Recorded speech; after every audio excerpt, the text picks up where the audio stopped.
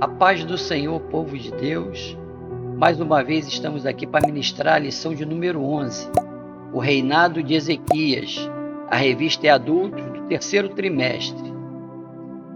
Que nós possamos trazer muitos bons exemplos para as nossas vidas, para os nossos ministérios, para que possamos crescer na palavra, crescer no conhecimento e trazer bons frutos para o Evangelho de Cristo.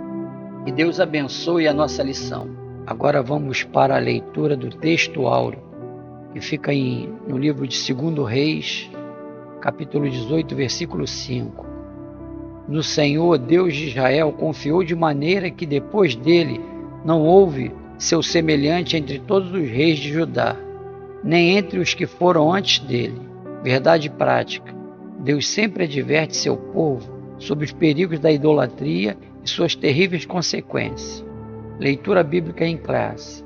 Fica no segundo livro de Reis, capítulo 18, de 1 a 3. Depois versículo 13, versículo 28, 29. Capítulo 19, versículo 1. Depois vai para o versículo 5 até o 7. Depois versículo 15, 16, 20 e 21.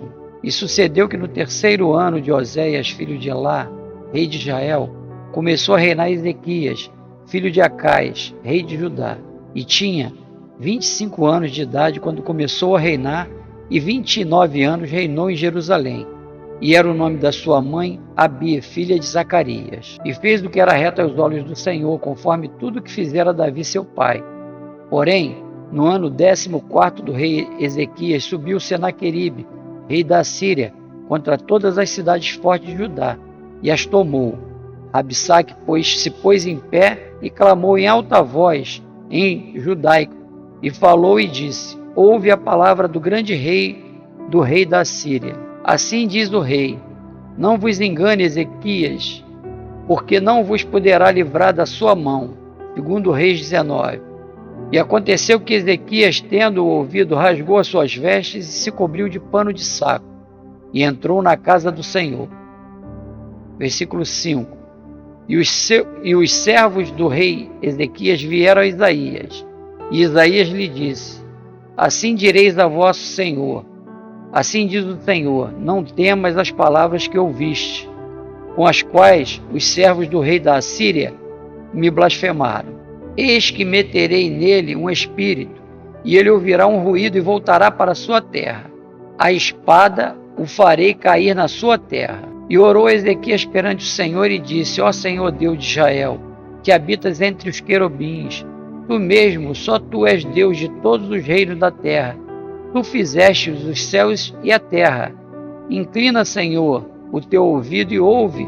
Abre, Senhor, os teus olhos e olha, e ouve as palavras de Senaqueribe, que ele enviou para afrontar o Deus vivo.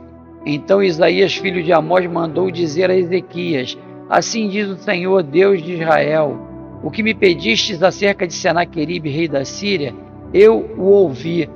Esta é a palavra que o Senhor falou dele: a virgem, a filha de Sião, te despreza, de ti zomba, a filha de Jerusalém meneia a cabeça por detrás de ti. Como objetivo geral, a nossa lição ela tem o objetivo de asseverar que o Senhor ouve a oração dos que os temem. Como objetivos específicos, nós temos que apresentar o íntegro reinado de Ezequias, sinalizar as afrontas de Senaqueribe e registrar o fim de Senaqueribe. Irmãos, o rei Ezequias, ele herdou um reinado mergulhado de idolatria, mergulhado em práticas que desagradavam a nosso Deus. E seu pai não foi um exemplo a ser seguido. Seu pai sacrificava crianças. Então Ezequias cresceu num ambiente ao qual tinha tudo para dar errado. Só que quem tem caráter, o meio não influencia o caráter. O local onde nós vivemos não influencia o nosso caráter. E Ezequias cresceu espelhando-se no rei Davi. As escrituras relatam que aquele que ele achava assim que era um exemplo a ser seguido, era o rei Davi. E por isso o seu reinado deu tão certo. Vamos entrar agora propriamente na lição. Introdução. O reinado de Ezequias foi um dos melhores de Judá. Seu governo foi reto, justo, honesto e agradável aos olhos do Senhor. Ele fez importantes reformas no culto e na adoração a Deus. A partir da destruição dos ídolos de Judá, reestruturou o sistema religioso, o que culminou num grande avivamento para o povo de Deus. Irmãos, o rei Ezequias ele fazia tudo o que agradara ao Senhor, seguindo seus mandamentos e sendo obediente. Porém, não é porque fazemos o que é certo e o que agrada a Deus que as provações, as lutas não virão. Pelo contrário, o inimigo, ao perceber fidelidade a Deus em nossos atos, se levanta furioso. E não foi diferente com o rei Ezequias. Mostrou fidelidade, logo a afronta veio na direção do rei. Ponto central. Somos honrados pelo Senhor sempre que permanecemos fiéis e tementes a Ele. Tópico 1. O justo reinado de Ezequias. Subtópico 1. Um rei reformista. Ezequias instaurou uma ampla renovação espiritual do povo de Deus em Jerusalém. Reuniu os sacerdotes e levitas e lhe propôs uma nova aliança com Deus. Esta aliança incluiria uma reforma radical no comportamento e na espiritualidade do povo. O rei mandou destruir os altares pagãos, reabrir as portas do templo, restabelecer ofertas e os sacrifícios, reinstituir os ofícios sacerdotais e ainda celebrar a Páscoa. A despeito de tudo isso, o que mais se destaca nas atitudes de Ezequias é que ele se chegou ao Senhor, não se apartou de após ele e guardou os mandamentos que o Senhor tinha dado a Moisés. O primeiro passo, irmãos, para realizarmos grandes avivamentos é nós nos achegarmos a Deus através da santificação, através da oração e do jejum. O Senhor ele se agrada daqueles que rendem glória, aquele que é digno de toda honra. O Senhor se agrada daqueles que rendem glória, aquele que é digno de toda honra e de toda glória. O nosso Deus, ele é muito ciumento. Ele não divide a glória dele com ninguém. Precisamos reconhecê-lo em todo o tempo. Assim, o rei Ezequias tinha um coração disposto a fazer a vontade de Deus no reinado de Judá. Por isso, ele reuniu os sacerdotes, demais levitas e lideranças para reconhecer o verdadeiro estado pecaminoso da nação, segundo Crônicas 29, de 4 até 11.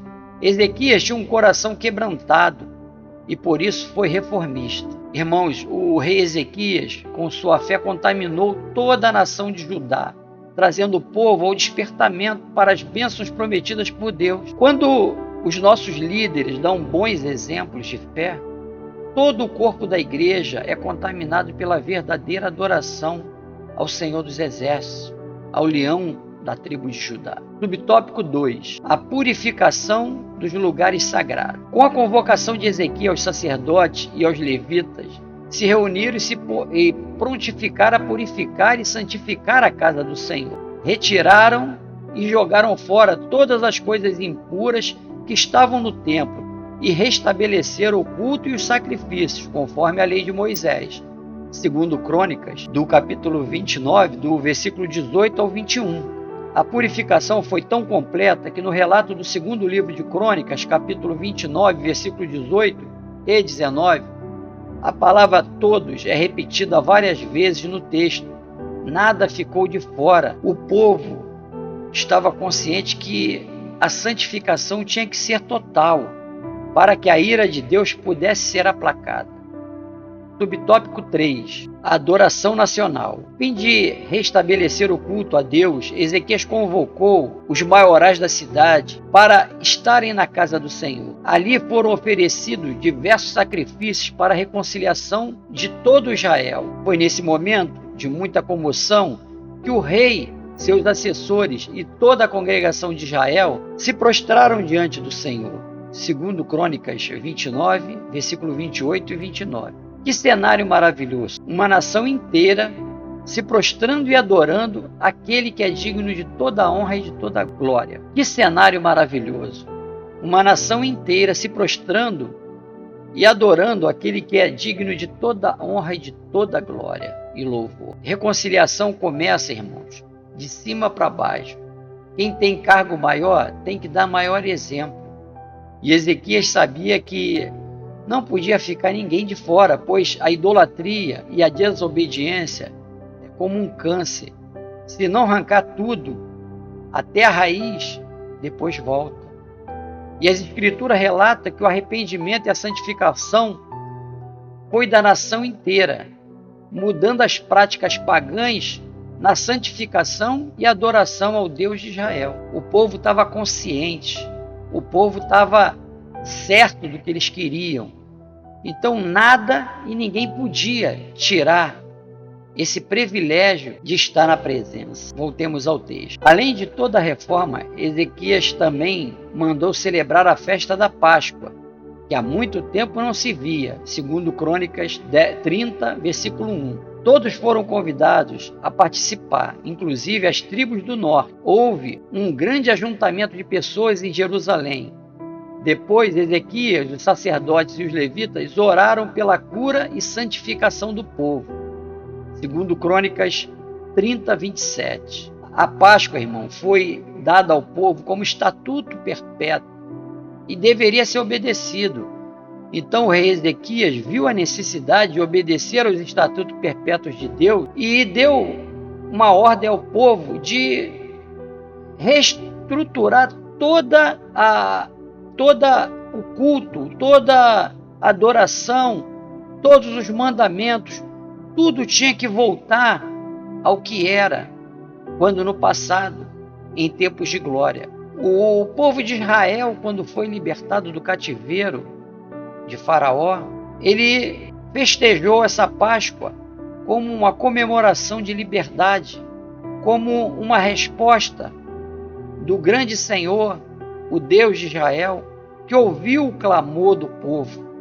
E por isso o Senhor determinou que o povo comemorasse essa data perpetuamente, para eles se lembrarem da onde Deus tirou e como foi feito, com prodígios e maravilha. Voltemos ao texto. A convocação do rei Ezequias ao povo para a santidade, adoração a Deus e amplas reformas espirituais ocasionou um dos maiores avivamentos do Antigo Testamento. Houve um impacto espiritual tão grande que, ao voltar para casa, o povo destruiu as estátuas dos falsos deuses, rompeu com a idolatria. Deus ainda levanta líderes para promover verdadeiras reformas espirituais. Síntese do tópico 1. Quando nos voltamos para Deus, as mudanças de comportamento e atitude são inevitáveis, pois sua santidade nos constrange. Tópico 2. Senaqueribe invade Judá. Subtópico 1. As ameaças de Senaqueribe. O Império Assírio estava em franco crescimento. Ele havia invadido várias nações do Oriente Médio, inclusive Israel, que fora levado para o cativeiro. Agora Senaqueribe, rei da Síria, achava que poderia fazer o mesmo com Judá. Foi então que resolveu expedir seu poderoso exército para sitiar Jerusalém e ameaçar o rei Ezequias, visto que ele havia se rebelado contra o governo assírio. Segundo Crônicas 32, 1. Senaqueribe, irmãos, ele achava que a Assíria capturou Israel porque eles eram poderosos. Porém, Senaqueribe ele não sabia que o povo escolhido foi derrotado porque se comportava como os povos pagãos ao seu redor. Aquela derrota nada mais foi que o juízo de Deus contra Israel. Deus usava os reis para executar seus juízos contra Israel. Foi o caso de Naamã, que foi muito bem sucedido em suas batalhas, mesmo sendo um Ciro. Deus era com Naamã, porque Naamã fazia os propósitos de Deus acontecer. Voltemos ao texto. Durante o cerco de Jerusalém, Senaqueribe, por meio dos seus oficiais, usou como estratégia intimista a difamação de Ezequias. Durante o cerco a Jerusalém, Senaqueribe, por meio de seus oficiais, usou como estratégia intimista a difamação de Ezequias e o afronto da grandeza de seu Deus, segundo Crônicas 32, 10 até 15. Como seu propósito era abalar o moral do rei e do povo, todas essas injúrias foram pronunciadas em hebraico. Percebo que o povo estava com o rei Ezequias e que seria difícil a batalha. Senaqueribe tenta lembrar dos deuses pagãos que o povo cultuava e que foi Ezequias o responsável por esta grande mudança de costume do povo, eliminando a idolatria do meio do povo. O que Senaqueribe não sabia é que o povo não estava de falsidade, mas houve um arrependimento total da nação, voltando a reconhecer o Deus de Israel como o único Deus. E não adiantou os afrontos, porque o povo sim estava preocupado com as afrontas de Senaqueribe, mas o povo estava confiante no Deus de Israel. Subtópico 2. O temor do rei Ezequias. As ameaças dos assírios pasmaram Ezequias e o medo espalhou por toda a corte de Judá, o que levou o rei a consultar o profeta Isaías, e a palavra dele foi de vitória para o povo de Deus. Aqui aprendemos que a obediência a Deus não é sinônimo de ausência de problemas e enfrentamentos. Entretanto, a mão protetora do Altíssimo nunca deixa seu povo desamparado. As lutas, irmão, virão para que nós conheçamos o Deus a quem servimos. Como seria a nossa fé se a nossa vida fosse um mar de rosas?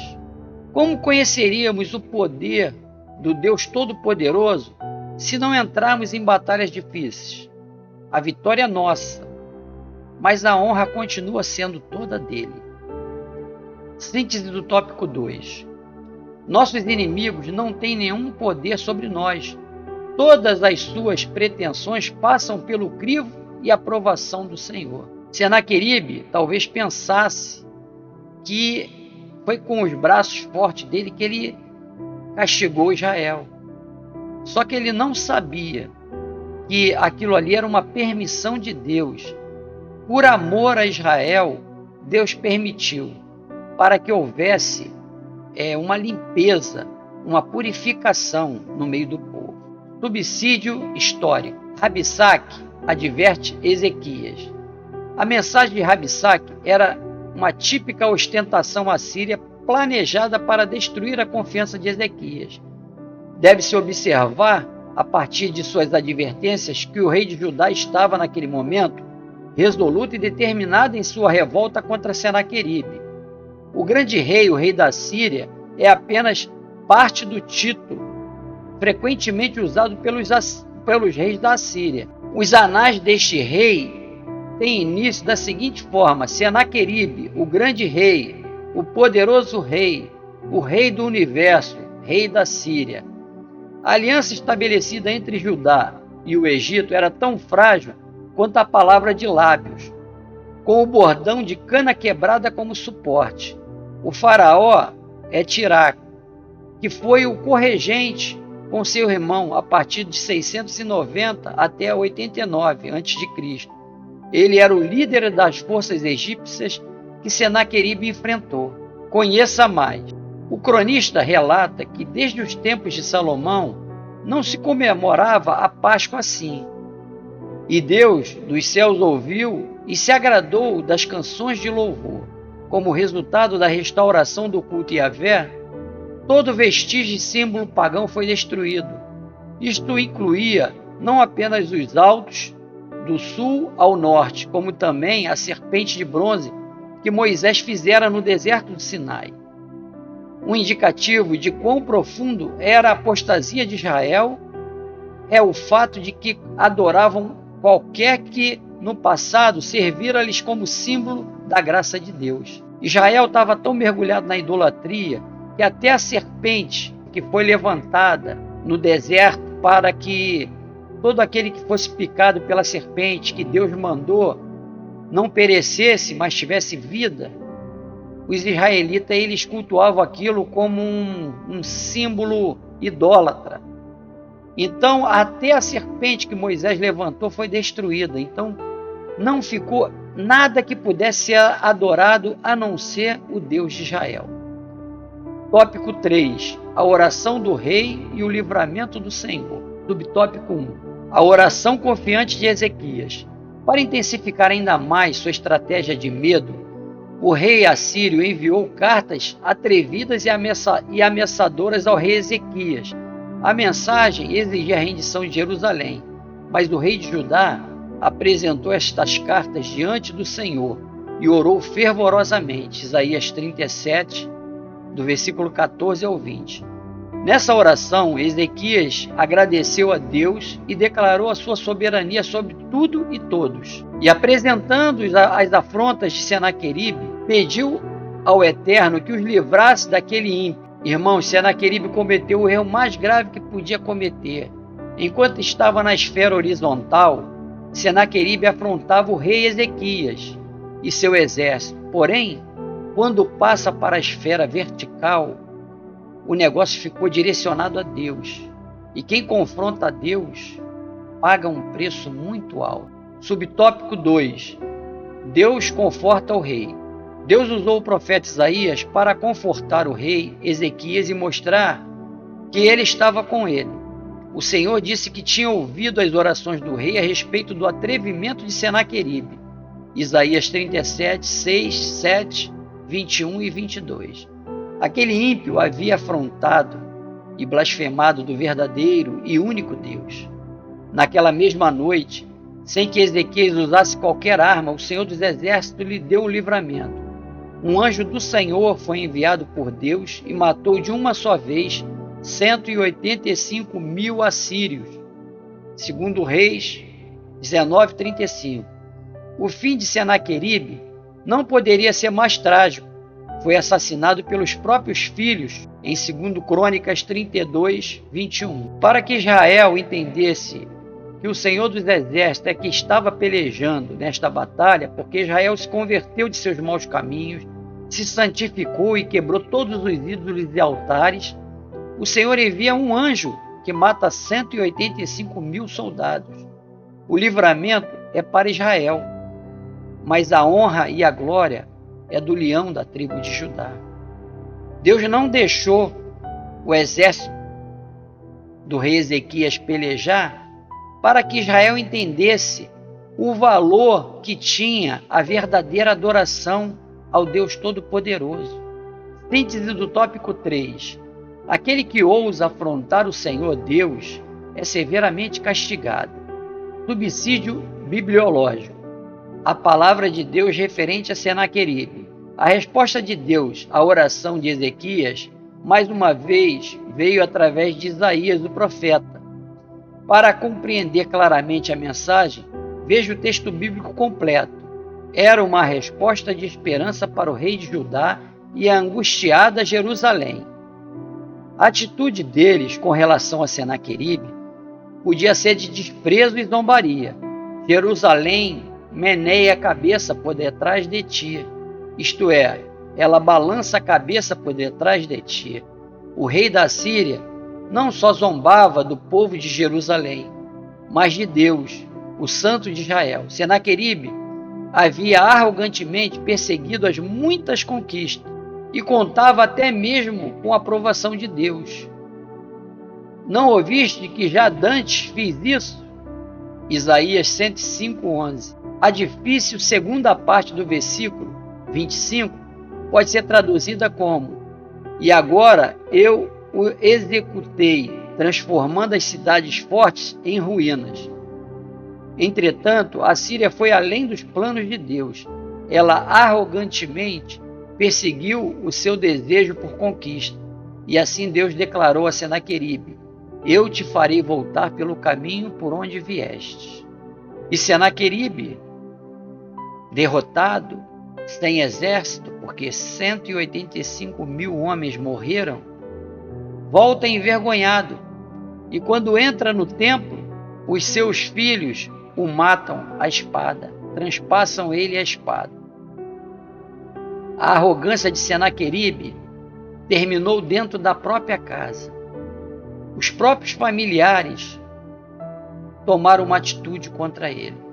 Conclusão: a lição que aprendemos nessa história é que ninguém pode afrontar e zombar do Todo-Poderoso e ficar impune. O reinado de Ezequias foi muito diferente da maioria dos reis de Judá, pois ele foi temente ao Senhor e confiou nele nos momentos mais difíceis de seu reinado. Ezequias nos deixou uma grande lição.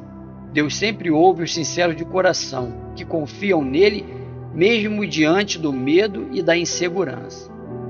Que o Senhor possa ter trazido para nós muitos exemplos de que a verdadeira adoração e que a santificação e que a oração e o jejum são necessários para que nós possamos fazer com que Deus olhe lá de cima e venha ao nosso socorro, venha trazer bênção, venha fazer crescer nossos ministérios, venha guardar a nossa casa.